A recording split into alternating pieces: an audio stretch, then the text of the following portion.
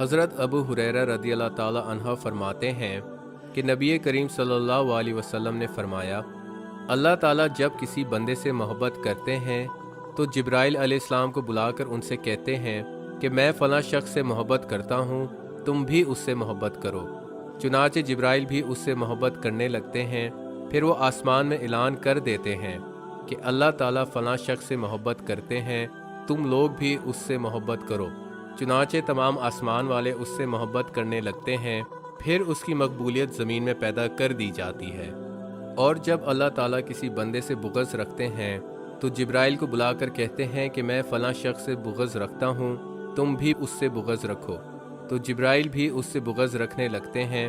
फिर वो आसमान में ऐलान कर देते हैं कि अल्लाह ताला फ़लाँ शख्स से बुग़्ज़ रखते हैं, तुम लोग भी उससे बुग़्ज़ रखो।